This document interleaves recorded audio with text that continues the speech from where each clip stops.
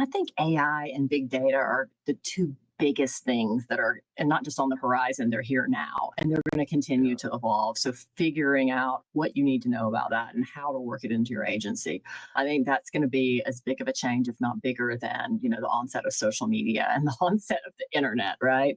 Now, that said, I also think that there's lots of room out there for small boutique, niche focused agencies to be really successful. You don't have to be a jack of all trades. If you are a master of two or three things and have a niche audience that needs those two or three things, then you can make that work as well. This is Social Pulse Podcast Agency Edition, your go to guide to solving your biggest marketing agency challenges authentically. I'm your host, Mike Alton, and each episode is an honest and frank look at what agencies go through, from turning clients to tackling tech and ideas that you can apply to your own business. And now, the rest of today's episode.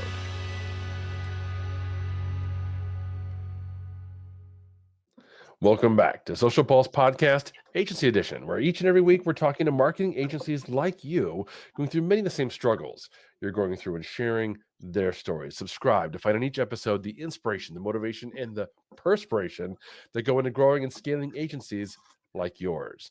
Now, every agency owner knows this feeling, that nagging suspicion that what worked yesterday won't be enough tomorrow. Maybe it's the rise of AI threatening traditional service models, or clients demanding services you don't yet offer, or watching competitors pivot while you're still perfecting your current approach. The pressure to evolve is constant, but the path forward, it's not always clear. And the stakes are incredibly high. Make the wrong change at the wrong time, and you risk destabilizing your entire business. Move too slowly, and you might wake up one day to find your services have become commoditized or obsolete. How do you know when to pivot? How do you maintain momentum while transforming your business? And how do you keep your team and your clients confident through major transitions? Today's guest has mastered this delicate balance. Carol Morgan, founder and president of Denim Marketing, is a recognized pioneer in agency evolution. She's successfully navigated multiple industry transformations, including two major agency rebrands, the Great Recession, and countless technological shifts. As the author of multiple books on social media marketing and a leader within the National Association of Home Builders, Carol has consistently turned marketing challenges into competitive advantages. Hey, Carol, welcome to the show. Thanks, Mike. Super happy to be here and to chat with you today. So glad to have you. Can you just take us back to the first time you realized your agency needed to make a significant change? What were the warning signs that prompted that decision? Well, it's kind of interesting. So way back in the day, we were a PR only shop. So this is 2006. I remember it clearly. I was driving north on 75, north, and I had just pitched something to our local daily paper, and they had basically informed me that they didn't consider it news. And I just started thinking, wow, they don't really consider this news, but my client considers it news. And newspapers were contracting. There were less reporters, there were less papers. That kind of started, early 2000s, really. So I realized I needed to find a different way to get coverage for my clients. So I started looking for opportunities to do something different. And at that time, there were these online PR sites that were free. PR free, PR web, I think was one of them that was free at the time. Yeah, There were a million of them. Yeah, you remember those too. So I've we been there. started Yep. yeah, we started placing our clients' news releases on those sites.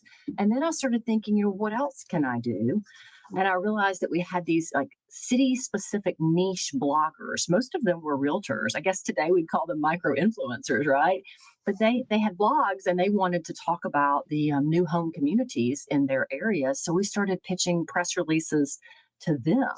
So that's kind of, I guess, when I realized that the industry was going to start changing and I needed to look at ways to become less analog. Hello, again, this is 2006. We were still printing and mailing press releases to reporters way back in the day. So, yeah. So I think that was the first wake up call for me.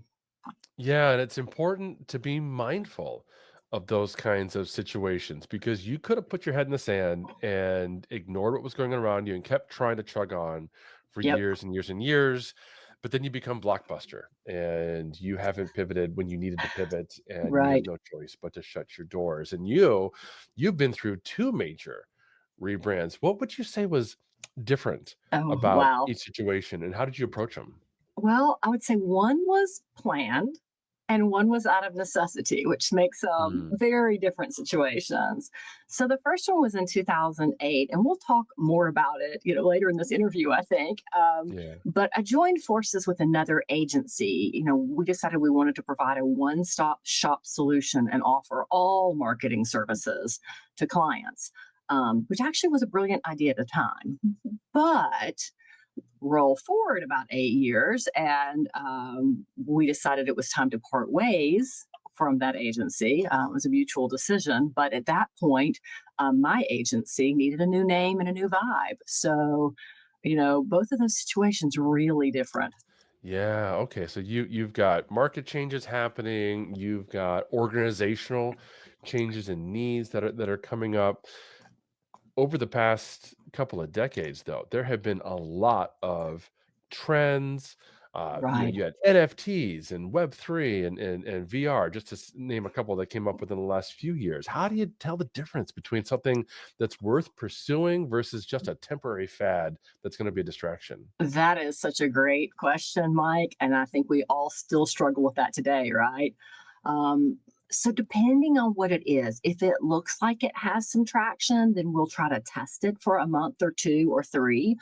We might just test it as, Denim as the agency and just see if we think it will work for us or see if it's got any kind of implications or, kind of grit for any of our clients that we think might work for them. Um, and if it does work, we'll offer it to clients and incorporate it into our marketing mix. But that's been one of the hardest things, especially with the rise of social media and all the different social media sites, and then all the different things you can do on social media sites, is figuring out what's worth doing and what's not. That's exactly right, because I was gonna mention that that's been my advice to customers, specifically when it comes to social media, is to wait and see which platforms start to get traction and which ones don't. I mean, we're recording this Right. in January 2025. Blue Sky has had a renaissance Yep. just over the past 3 to 4 months due to issues with other social platforms. But Yep. Blue Sky's not new, right? I think Blue Sky launched in 2022, maybe 23. So businesses who had created a profile and invested time on Blue Sky 2 years ago probably would have been wasting their time because the audience Right. wasn't there. It's only just now that people are flocking to that platform, and it's so there's a challenge there. Yeah. How are you viewing artificial intelligence?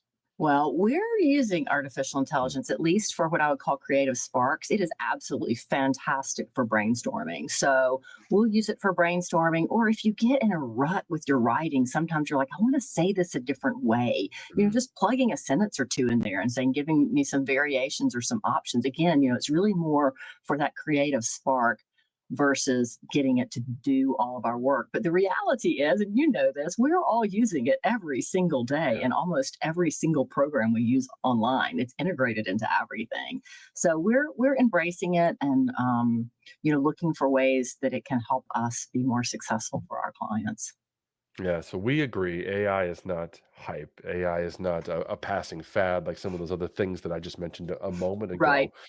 But one of the things that I know can happen to an agency are events that are outside Mm-hmm. our control, and we've talked a little bit about the Great Recession impacting Yep. your agency. It was a defining moment for many agencies. I mean, it's been a recurring topic on this show, along with COVID, how Mm-hmm. that's had to impact. Like one of our first episodes was with a hospitality agency where all their clients shut down 2 weeks into COVID.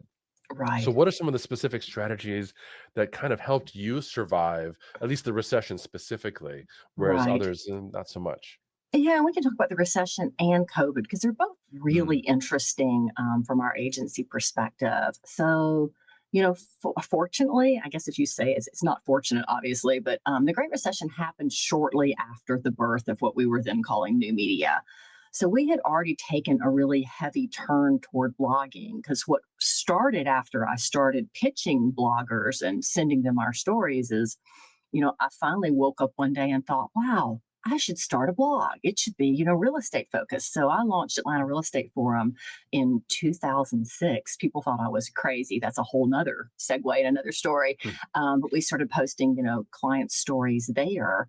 So as social media sites started coming along, Facebook and Twitter, really, if you're looking at '07, '08, we started looking at those and trying to figure out ways to use those to help our clients, which again was very SEO focused back in the day, Yeah. because that's what we all knew. So that focus on social media during the Great Recession really helped us to remain relevant, because what it did was give us a service that we could offer to existing clients and new clients that they knew really nothing about, but knew that they needed during that difficult time to help try to find ways to get more eyes on site and more people to their product.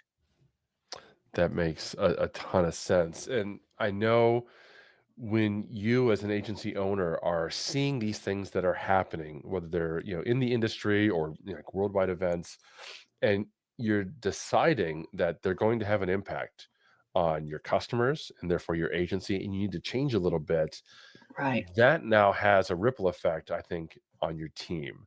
How do you maintain their morale and the confidence of your clients on top of that when you're in the midst of changing the very structure of your agency? I think that's a great question. I think the biggest thing is transparency and communication. Keeping both your agency, internal, team involved in the conversations, as well as keeping the clients apprised of what changes you're going to make and how it affects them. Because at the end of the day, everyone really wants to know what's in it for them. How does this affect me? How does this affect my job? How does this reflect my relationship with my agency? So I think that's the biggest thing we did and did really well with these changes, especially with the last rebrand. I literally set my entire internal team down and said, okay, I've got some choices. I'd like to lay them out on the table and find out what your thoughts were. So they were, with me from the beginning on the rebrand, and naming the agency. And it was actually really interesting because, again, think about this. So we're 2016, I guess, late 2016, 2017, somewhere in there. And we decided to rebrand as Denim Marketing, or denim something. So, of course, the first question I get from all my millennials is, well, is the URL available? I'm like, yes, Yep. I've already reserved a couple of variations. And they're like, okay, well, we're in, we like it, but what about social media? Okay, again, Mike, it's 2016, 2017. I don't remember exactly when we were, Googling and looking all this. And they start pulling up all the sites and they're like, Carol, we can be clean denim marketing everywhere. So it was just kind of like the heavens opened up and said, Right? "Wow!" Because where can you do that? Unless you make up a name. I mean, Denim Marketing, it was completely wide open, and it gave us, so many, legs, and so much. It's just a really fun, name to work with and to create a brand from. And we've had fun with the imagery and with, the words we've used. It's been fantastic. But back to your question on morale and confidence. For that change, I literally involved my entire team in it to make sure they were on board, and that was phenomenal because they were on board and they were behind me. And I think it's how we made it through that change so successfully. Okay, first of all, as someone who has a different handle on every platform, I'm super jealous. I'm Alton on Facebook, Mike.Alton on X, and Mike_Alton on Instagram because I can't do the same thing everywhere. It's awful. I'm super jealous. But I loved what you did. You went to the team and you said, look, this is what we're doing. You gave them a chance to weigh in strategically, but you also made sure you understood how it was going to impact them, which is that Right. unavoidable thing that leaders have to do. Put yourselves in the shoes of your employees or your customers and make sure they understand how is it going to impact them, what's in it for them. Folks, we're talking with Carol Morgan about the challenges and opportunities that come with pivoting and rebranding a marketing agency. And I've got several more questions for her you can't miss. But first, let me share with you a story of another agency that has successfully reinvented itself over and over. Social media management is such a growing market. It's what websites used to be during the dot-com era. It's very challenging, especially for the small to medium-sized business owners because they really can't do it on their own. And if they do want to do it on their own, it can get very expensive. It's a missing piece in today's market. As the owner of a digital marketing agency, it became very challenging to be able to manage all these different accounts. We were working easily 10 to 12-hour days, not being able to spend time with our family. We started seeking out a social media platform. I know there's HubSpot, there's Hootsuite. What I really noticed with each tool was that there was always something missing. We were looking for something that was all-encompassing. And we found Agorapulse. It posts automatically, but not just to one social media channel, but multiple. And it really transformed J29 Creative to what it is today. Out of the box, we were able to accomplish what we needed. It allows our social media managers to work anywhere, anytime. I spend a lot of time meeting with our individual clients, helping them manage and strategize. So being able to, on the fly, take a look at the posting schedule that we've set up has been great. It has allowed us to also show our clients an ROI, because one of the most challenging things with social media management is putting dollar figures to what we're doing. It has charts and graphs to be able to show those things. Whether I'm working with my copywriters, some of my video editors, or my graphic designers, Agorapulse is really great because it helps us work with many different moving parts. The biggest thing with social media, in order to do it well, it takes time. And when it takes time, it takes away from your family, your vacations, and the ability to be able to just relax. It has really helped me give the best service I can to my clients and provide the best solution to managing a social media account. As business owners, we all need time for ourselves, and that's what Agorapulse allows us to do.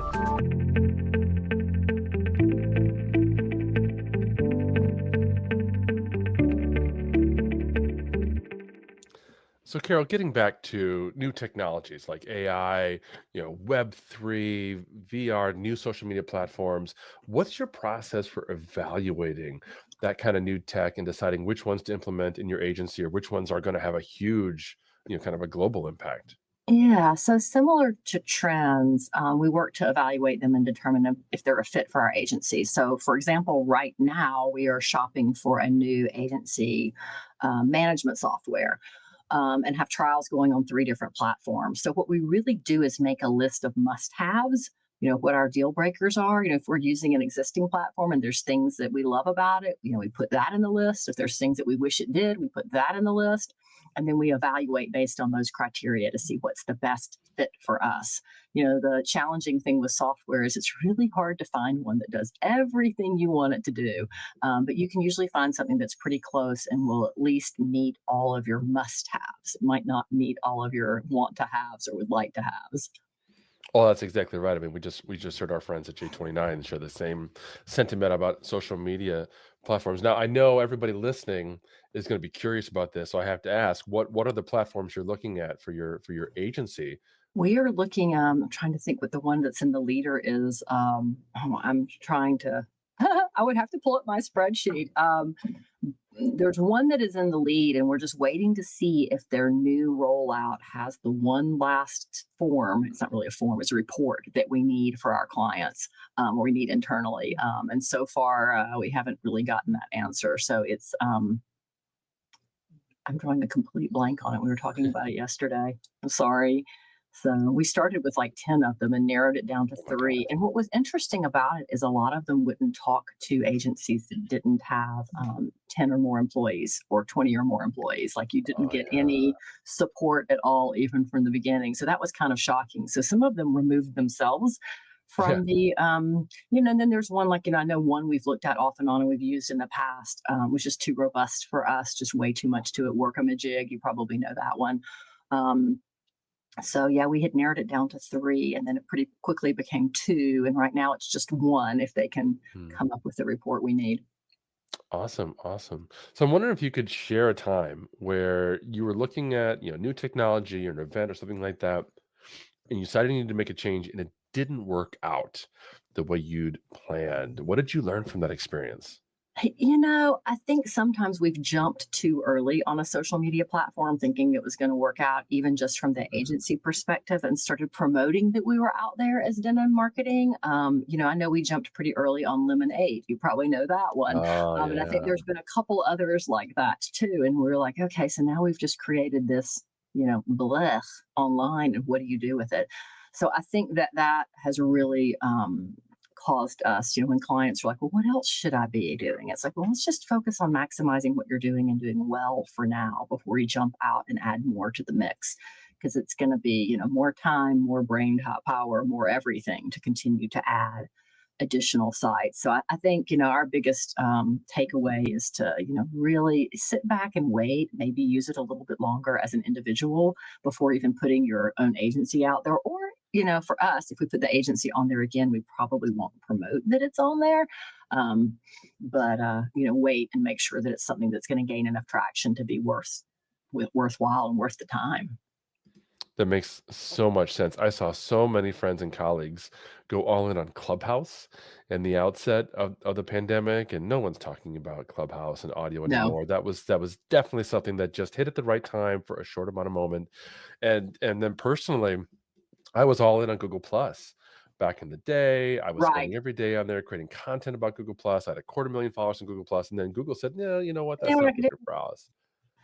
Yeah, that's been an interesting one. And I guess they're not really, it doesn't look like they're really trying anything. So, Google Plus, Google Maps, Google, all of it is now, I guess, Google Business Profile, which Yeah. we actually do try to get clients to spend more time there because Google does love all things Google. So it's a great, it's a great way to, optimize some of your blog posts and your website and to, get Google to, um, scan and index your site faster. So, Yeah, yeah, absolutely true. But speaking of social media, how are you measuring how much impact you or your clients get from social media with all these different networks to think about? yeah, it's a lot. So we create month-end reports every month, and we measure traffic month over month and year over year, and look for patterns and anomalies and things that we can improve. So from Google Analytics, we're looking at leads, so completed contact forms coming in from social media, as well as events. And looking at all the overall social media traffic back to the site. So, which social media platforms are sending the most traffic? How much time do they spend on site? And then ultimately, again, those leads, and completed events. Then on the individual sites in our social media, um, programs, we look at impressions, engagement, reach, what we really want to see is what are people engaging with? What really is making them step up and interact with our clients? Um, and then, we do a thorough report on all of those each month. So, what's the most popular post that month in terms of impressions, engagement and reach, both organically and then obviously, paid ads as well. So, we drill down pretty far into that to try to see what's working and what's not so that we can have a comprehensive program to move forward with and know, what to do next. Fantastic. So when it comes to keeping up with trends, new platforms, new technologies, are there any specific tools, resources, blogs, podcasts, anything like that that you turn to? I mean, you're going to probably laugh at my answer, but I would say that the biggest thing I turn to is, just listening to what's out there in the news on podcasts and blogs and in the news of what's coming, but then having the curiosity and willingness to embrace that technology. I think the biggest thing I've seen through my 25 years in operating and owning an agency is so many people are change adverse. They're very scared of what's Mm, coming and not willing to embrace it. I guess as a Gen Xer, I didn't grow up with a smartphone, yep. but I did grow up with a very progressive father. My dad used to sit in the basement of our house after he got home from working at his law firm, and he would literally build computers that flip switches to get them to turn on. He was one of the first attorneys, probably one of the first attorneys in the nation to integrate computers into his business, and a computer powered firm in Knoxville, Tennessee, and the late 1980s. So, and you'll laugh, I should probably not share this on myself. At one point in college, my dad was just insistent that I take a computer programming class, which, back in the day was, basic and Fortran and all that Yep. stuff. And I literally said to him, Daddy, I am never going to need to use a computer for anything in my life. So, yeah. So I guess I learned a lot about technology and looking at it as something that could help us, like my father. And it's funny, it's something that, he's no longer with us, but, I look back and started reflecting on the life lessons that he taught me, several years ago, and realized the biggest thing he taught me was not to fear change or fear technology, to figure out ways to use it to work smarter and work faster.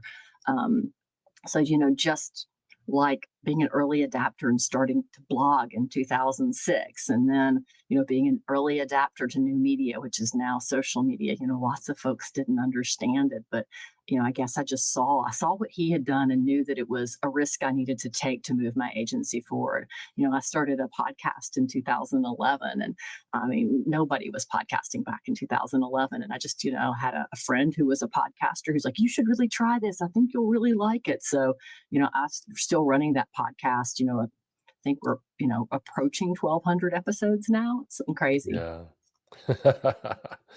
Those are awesome stories. My father was a lawyer as well, although to this day he's technology adverse. But what he did do was he bought me my first computer in 1990. This is pre-Windows. This was a DOS machine, but that's what got me started on being able to Isn't that understand and use funny? computers and technology. Well, you'll appreciate this. Most people who are listening are going to be like, what on earth is she talking about? Do you remember the old Atari machines that you plug your Pac-Man Absolutely. into? And whether my dad figured out how to set an Atari up as a word processor. So I went to college in 1985. Shh, don't y'all hear it. Nobody listened to that, babe. Add a few years to it. With an Atari computer set up as a word processor, and one of the it was literally a typewriter that I could plug into it and it would print, because the professors didn't want anything that was like a dot matrix printer. They wanted it to be literally typed, so I could write my paper on the computer processor and then print it to a real typewriter and turn it in that way. But you'll laugh at this too, and I don't know if you were this way too, but computers were so new to us. I can remember writing everything out by longhand Yeah. and then typing it into the computer and then printing it. And if I needed to edit it, I would print it and scribble all over it and then go back to the computer. And I just laugh now, because now if somebody wants me to write something, there better be keyboard underneath my fingers, or Right? I don't even know what to say. I don't know where to start.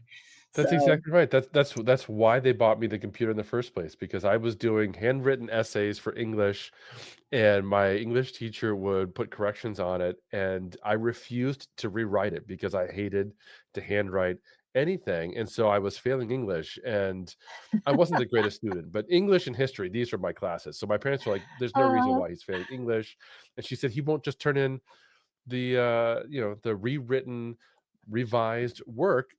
And she said, "Well, maybe you guys could get him a word processor because that was a new thing back then, Word Perfect." right. And they Yeah. got it, and yeah, straight A's in English for the rest of my life because now I have a keyboard, and that's just the way that we do things. But looking Yeah. ahead now, beyond 2025, what changes do you think are coming to marketing agencies today that we should be open to, that we should be embracing that kind of progressive change?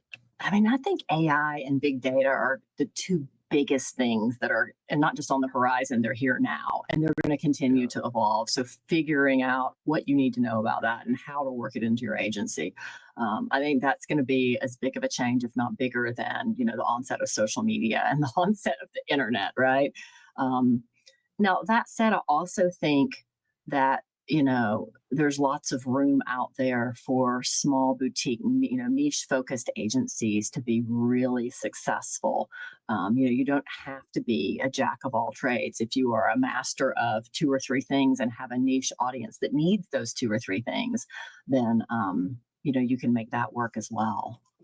Could not agree more. I've said often we're in the fourth industrial revolution with AI, and it's going to disrupt every industry. And we all have to be mindful of that and prepared for it. So thanks for that reminder, Carol. You have been so insightful for folks who want to learn more about you. They've got more questions that their heads are just buzzing with ideas about pivoting their own agency. Where should they go to reach out to you? Super easy to find. You can go to denimmarketing.com. You can email me, Carol at denimmarketing.com, and you can find us at Denim Marketing on all the socials. Fantastic. Thank you so much, Carol. And thank you all of you for listening. We'll have all of Carol's links in the show notes as always. And don't forget to find the Social Pulse Podcast Agency Edition on Apple, and leave us a review. I'd love to know what you think. Until next time. Thank you for listening to another episode of Social Pulse Podcast Agency Edition, hosted by Mike Alton and powered by AgoraPulse, the #1 rated social media management solution, which you can learn more about at agorapulse.com. If you enjoyed this episode, please subscribe on your favorite podcast player and be sure to leave us a review. Your feedback is important to us.